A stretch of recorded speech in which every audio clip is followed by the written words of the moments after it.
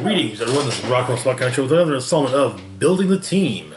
So, last week what was last week? Oh, 400 points must include an archer. Ended up going with the Avengers. They can definitely work very well, but yeah, against not so well against some things, and with the right. And there was some planning that I didn't take some planning for such a team that I didn't take into account. Also, I can't even fault the person who beat me second round because hey, that the way that Punisher War Machine works, yeah, hey, by all means, that's just a well designed piece. All right, so this week, 500 points. All characters must be comic book versions of a character only. So no figures are largely based on one of the movies or TV shows, cartoons, wrestlers, Star Trek. Okay, well the next generation mirror chases would count because they are actually from comic books, but just those. So first up, we got ourselves an AIM team. AIM, for those who might not be aware, stands for Advanced Idea Mechanics. They're imagine if you had a terrorist organization. Those built up of people with a degree of intelligence along the lines of Rick Sanchez from Rick and Morty. That's pretty much AIM, and they sell the insane weapons they come up with to the highest bidder, which sometimes includes a certain totally not neo-Nazi terror group, Hydra. But yeah, in recent years, Roberto da Costa, originally of the New Mutants, then X-Force, X-Men, X-Corp, recently an Avenger, bought AIM. Lock, stock, and barrel. Just bought the whole damn thing. And used AIM's resources to equip the Avengers, or at least his squad of Avengers. So, yeah. But AIM is largely a big army type, big army full of faceless minions. So, in that vein, we start off with 2 AIM Red Squads. Now, the AIM Red Squads come from the U.S. Avengers storyline, which I mentioned earlier, with wherein Sunspot bought AIM and said, "Okay, you guys work for me now." It went from being Advanced Idea Mechanics to Avengers Idea Mechanics, if I remember correctly. So AIM Red Squad comes in at 20 points, has the AIM, Avengers, Hydra, and Soldier keywords. We've got a trait, Security and Tactics Division. At the beginning of the game, for all characters with this trait, choose Empower or Enhancement, and they can use the chosen power this game. If they are part of a named theme team, you can use both. Or you can choose both. So, they basically got Empower and Enhancement. Looking at the dial, you got a click of Sidestep on speed, followed by a couple clicks of Flurry. On defense, you get a couple clicks of Toughness, followed by a click of Combat Reflexes. Next up, we've got AIM White Squad. Now, the whole idea with U.S. Avengers there was you had a red squad, a white squad, and a blue squad. You get the idea. So AIM White Squad comes in at 30 points. Has the AIM, Avengers, Hydra, and Scientists keywords. We've also got a trait, Science and Engineering Division. At the beginning of the game, for all characters with this trait, choose out Wit or Perplex, and they can use the chosen power of this game. They're part of a named theme team, you can choose both. So, Wit and Perplex, always a good thing to have handy. Looking at the dial, we start off with nothing on speed, followed by a couple clicks of Sidestep. On attack, we open up with a click of Incapacitate. Defense, we open up with a click of Inertial Deflection, followed by a couple clicks of Defend. And finally, on damage, we open up with nothing but click into a couple clicks of support. We got 2 white squads. Next up, we've got Dario Agger. Dario Agger is was the CEO of Roxxon Chemicals. He was also part of Malekith's army in War of the Realms. And he's a shapeshifter, if I remember correctly. So, Dario comes in at 50 points, has the Mystic Team ability, which is always useful, as well as the Aim, Hydra, Monster, Mystical, Politician, and Ruler keywords. We got a costed trait, which we actually didn't pay the cost for, but Legacy of Minos. It gives him shape change, and if he would be KO'd, instead he gets replaced by the uncommon Minotaur from the set. And the trait itself is immune to Pulse Wave. But we didn't pay for the trait, so yeah. Looking at the dial, we've got a full dial of stealth on speed. On attack, we get a couple clicks of telekinesis, followed by a couple clicks of incapacitate. Defense, we have a full dial of mastermind. And on damage, we've got a full dial of the special power, an endless supply of resources. Outwit, probability control. Opposing characters within 5 squares can't use team abilities. Okay, alright, that's quite nice. Next up, we've got Ghost. Ghost here comes in at 50 points. And he's got the Aim, Hammer Industries, Magia, Thunderbolt, Scientist, and Spy keywords. We got 3 traits. First off, we've got the Espionage trait, giving him stealth, as well as improved movement and improved targeting, ignores hindering terrain. Next up, Assemble Bolts and Masters. Once per turn when Ghost hits, after resolutions, you may roll a d6. On a 5 or a 6, if your force has 3 or more friendly characters with Master of Evil or Thunderbolt's keywords, remove an action token from Ghost, or give an action token to a hit target. If your force has 6 or more with the Master of Evil or Thunderbolt's keywords, do both. That said, there's only 2 on the team with it, I think. Yeah, Yep. But finally, we've got trait-wise, we have Intangible Saboteur. Phasing Teleport. When Ghost uses it, after resolutions, he can use Incapacitate as close at no cost. Will only target any number of characters he moved through this turn, regardless of adjacency. Okay. Alright. Looking at his dial, we've got 3 on speed. We start with a few clicks of side step, followed by a couple clicks of Force Blast. On attack, we start off with a few clicks of nothing, followed by a couple clicks of Smoke Cloud. Defense, we open up the click of Toughness, which gives way to a couple clicks of combat reflexes, which then gives way to a couple clicks of Super Senses. Okay. Then on damage, we open up with a click of Outwit, followed by a couple clicks of Exploit Weakness, followed by a couple more clicks of Outwit. Alright, moving on to Black Widow. The Yelena Belova version, to be exact. Now, Yelena here is actually going to be a prominent character in the upcoming Black Widow movie. And to be fair, this is not her first foray into HeroClix either. It is, however, her definitively most recent. But we'll probably get more of her with the Black Widow Gravity Feed.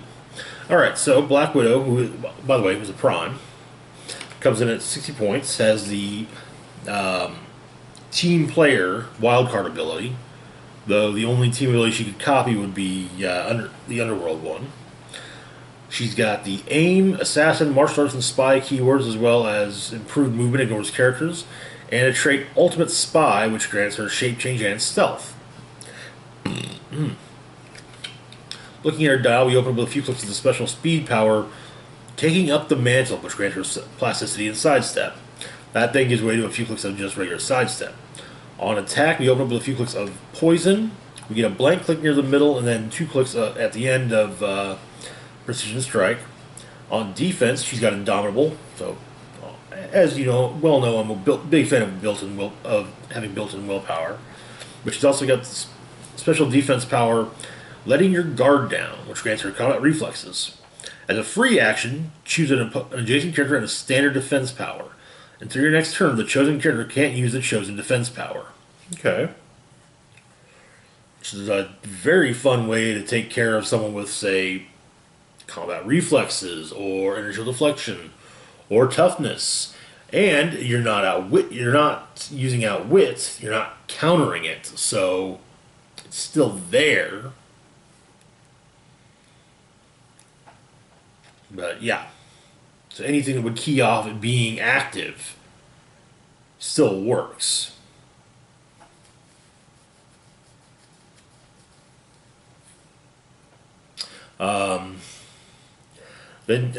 Then she's got a couple clicks of super senses. On damage, we open up with a couple clicks of close combat expert. We get a couple empty blank clicks in the middle, followed by a couple clicks of range combat expert at the end. Okay, not too shabby. Next up, we've got Spy Master. Spy Master was a figure in this set that in the Captain America and the Avengers that actually kind of surprised me. I think they found something neat to do with the character. So Spy Master comes in at 65 points, has the Underworld team ability, which is the one that can be that Black Widow can copy. This allows him to carry, I think, at least one friendly character, maybe two friendly characters. I think it's two if they both have the Underworld team ability. But yeah, I had to look that up. I know it does involve carrying. So Spy Master has the AIM, Hammer Industries, Magia, Zodiac, and Spy keywords. He's also got two traits. First off, the Espionage trait as seen previously on Ghost. So stealth, improved movement and targeting, hindering terrain. Next up is My Espionage Elite. During game setup, when establishing theme teams, you may treat the Spy keyword as a named keyword. Okay. We then get a unique modifier, so only one can, no matter how many Spy Masters you have, only one of them is giving the bonus. Friendly characters with the Spy keyword modify defense +1 if occupying, hindering, or obscuring terrain. Okay, alright. Then, looking at the dial, we've got a full run of Sidestep on speed. On attack, we open up with nothing, but he clicks into a few clicks of the special power Anti-Iron Man Weapons. As a free action, choose a standard attack power. Spy Master can use that power until your next turn. Personally, I think you should have had that earlier in the dial, but that's me. On defense, we open up with a few clicks of toughness, followed by a few clicks of combat reflexes. On damage, we open up with a click of shape change, followed by a couple clicks of range combat expert, followed by a few clicks of exploit weakness. Okay, alright. Next up, we've got Nuke. Nuke here comes in at a whopping 85 points. He has the AIM, Hydra, Thunderbolts, Assassin, and Soldier keywords, as well as two traits. First off is the aforementioned Assemble Bolts and Masters trait, same as Ghost. Followed by Dog Eat Dog and an Eye for an Eye. As a free action, choose Nuke or an adjacent friendly character. Modify the chosen character's attack and damage +1 this turn. At the end of your turn, deal the chosen character 1 unavoidable damage. Okay. So, looking at his dial, Nuke starts off with a couple clicks of Running Shot, followed by a few clicks of the special power Murderous Patriotism, which gives him charge, flurry, and plasticity. When he or an adjacent friendly character KO an opposing character, after resolutions, heal Nuke 1 click. Okay. On attack, we open up with a couple clicks of energy explosion, followed by a couple clicks of super strength, followed by a couple clicks of Blaze Claw's Fangs. Defense, he's got Indomitable. Starts off with a click of invulnerability, followed by a few clicks of toughness, followed by a couple clicks of combat reflexes. Finally, on damage, we open up with nothing, but then we get a whopping 4 clicks of Battle Fury. Oof. That's going to be a rough one to deal with. And as is a good thing, all the Battle Fury clicks correspond excuse me, with his more close combat powers. And finally, we've got MODOK. So, just who the hell or what the hell is MODOK? MODOK is an AIM scientist by the name of George Tarleton. George was recruited one day for an evolution experiment by AIM, basically, to evolve a human being, great deal forward. And so that's what happened. He got a giant head and brain and psychic powers and teeny tiny body though. So MODOK comes in at 90 points. He's got the AIM, Intelligentsia, MODOK's 11 Robot and Scientist keywords. We got ourselves a trait. You thought you had me, Captain America. Energy Shield Deflection. Once per game, when MODOK would be hit with a range attack, you may instead choose that he evaded it. If you do, MODOK can use Energy Shield Deflection for the rest of the game. Protected Pulse Wave. Okay. Then on looking at his dial, we get a couple clicks of Running Shot, followed by a few clicks of the special power, I am MODOK. Sidestep, Mind Control. When MODOK uses Mind Control, after resolutions, deal penetrating damage equal to his printed damage value divided among his hit targets. And he can target up to 3 opposing characters, so with Mind Control. And he has a printed 3 damage, so yeah. He can do 1 penetrating damage. He can Mind Control 3 people. They can make their Mind Control actions, then each be dealt 1 penetrating damage. Not too shabby. This is then followed by a couple clicks of Sidestep. On attack, all we've got is a couple clicks of Penetrating Psychic Blast at the beginning. On defense, we open up with a couple clicks of Invincible, followed by a couple clicks of Invulnerability, followed by a couple clicks of Toughness, followed by a click of Regeneration. On damage, first off, he's got the giant symbol, so he can make close attacks against characters up to 2 squares away, because giant reach. But he can also be targeted. Standard size characters, however, do not block line of fire to him, so, trade-offs. Looking at the dial, we open up with a couple clicks of Outwit, followed by a few clicks of Probability Control, followed by a couple more clicks at the end of Perplex. And that is our AIM team. Next up, we got ourselves a Spiderman Family team. I know, another Spiderman Family team, and yeah, there's going to be a very familiar face on it. So, there's actually a few. So, let's start things off. We've got Spiderling. Spiderling comes in at 30 points, has the Spider-Man Wildcard team ability. She's also got the Battle World Regency, Shield, and Spider-Man Family keywords, as well as improved movement, ignores elevated terrain and hindering terrain, and finally we have a trait, Take Down the Giant Robot.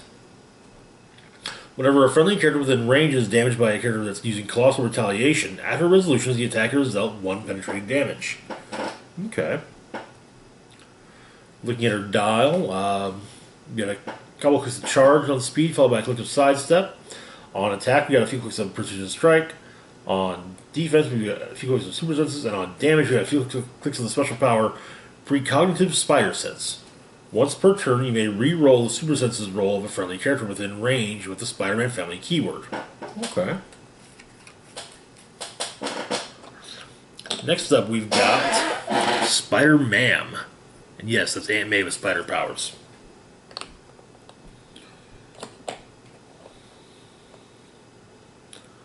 And I want to say super sticky wheat cake batter, as opposed to webbing. So, Spider-Man comes in at 40 points. That's the Spider-Man Family keyword. Looking at our dial, we get a couple of clicks of Sidestep, followed by a few clicks of Leap Climb. On attack, all we've got is a few clicks of special power, Pastry Decorator Weapon I Made.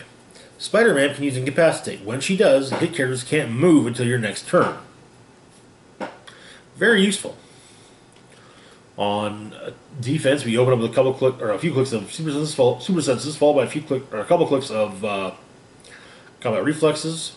On damage, you open up with nothing, but she clicks into a couple clicks of Support, followed by a click of Perplex at the end. Not too shabby. Next up, we've got Black Cat. Black Cat here comes in at 65 points as the Defender's team ability, as well as the Defenders, Heroes for Hire, Marvel Diva, and Spider-Man Family keywords. She also got improved movement, ignores elevated terrain and hindering terrain. Looking at her dial, we've got some stealth and flurry on attack, or on speed. On attack, we've mainly just got some Blades Claw's Fangs. On defense, we got mostly just combat reflexes.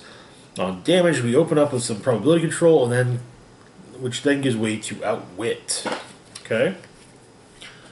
Then next up, we've got Venom. You're probably thinking, wait, how is that Venom? Well, this is Venom from Earth X. It's Peter Parker's daughter, Mayday Parker, with the Venom symbiote. So Venom here comes in at 70 points, has the Earth X, Spiderman Family, Monster, and Police keywords, as well as improved movement, ignores elevated hindering terrain. She also has a trait, Alien Symbiote. Plasticity, shape change, Venom automatically breaks away. Okay. So looking at her dial, we open up with a couple clicks of charge, followed by a couple clicks of sidestep, followed by a couple clicks of running shot on speed, all on speed. On attack, we open up with a couple clicks of the special power, in total control of the symbiote. Incapacitate. When Venom uses it, after resolutions, give an action token to each other opposing character within 2 squares in line of fire of a hit target. Okay. So she's kind of got an area of effect for her incap. Then we get a couple clicks of precision strike, then back to in total control for a couple more clicks. On defense, first off, she's got Indomitable. She opens up with a couple clicks of super senses, followed by a couple clicks of the special defense power, MODOK's training lets me find you. Super senses. Venom and adjacent friendly characters can use improved targeting, ignores hindering terrain. That's useful as hell. Then we go back to super senses, however. On damage, we open up with nothing. On the middle 2 clicks, we've got a couple clicks of Close Combat Expert, followed by a click of Perplex at the very end. Moving on, we've got Silk. Silk here comes in at 70 points, has the Spider-Man ally team ability as well as the Spider-Man Family keyword. She also has the trait Call in Help from the Spider-Verse. Once per turn for all characters with this trait, when Silk hits an opposing character after actions resolve, you may roll a d6 that can't be re-rolled. On a 3 to a 6, place another friendly character with the Spider-Man Family keyword adjacent to this character. Which, really, now that can be done once per turn. So then looking at her dial, we open up with a couple clicks of running shot, followed by a couple clicks of sidestep. On attack, all we've got is a couple clicks of the special power, Thin Finger Webs. Silk can use Incapacitate. When she does, she can use it normally, or she can use it as she has 3 targets, but doesn't give an action token to characters with 0 action tokens. Okay. On defense, we open with decently long stretch of super senses, followed by a couple clicks of regeneration. On damage, we open with a couple clicks of the special power, Precognitive Spider Sense. Silk can use probability control. During an opponent's turn, she may use this probability control to reroll her use of super senses instead of an opponent's roll, though. Okay. Then on that gives away a couple clicks of Close Combat Expert. Alright, next up we've got the Scarlet Spider. So Scarlet Spider comes in at 80 points, has the Spider-Man ally team ability as well as the New Warriors and Spider-Man Family keywords. He's also got improved movement, ignores elevated terrain, hindering terrain, and outdoor blocking terrain. And like Silk, he has the Calling Help from the Spider-Verse trait. Looking at his dial, we open up with a few clicks of running shot, followed by a few clicks of charge. On attack, we open up with all we've got is a few clicks of the special power, Impact Webbing. When Scarlet Spider makes a ranged attack, choose one for each hit character, or for each hit target. Give that character an action token, or that character can't be moved or placed until your next turn. Okay.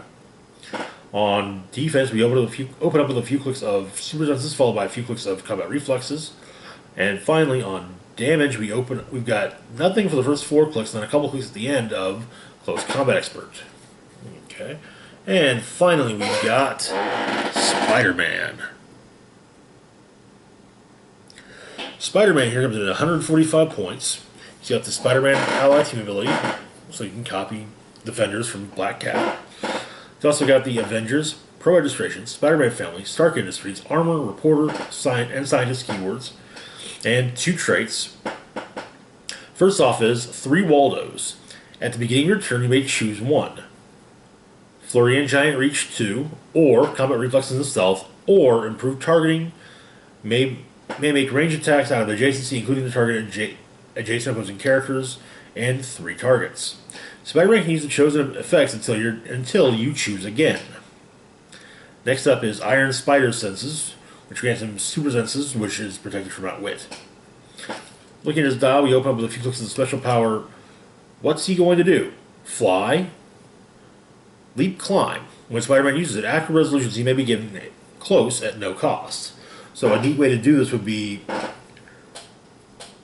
early on, pick Leap, Climb, move 9 squares. Oh, perplexes his speed up, so you can move out 10 or 11.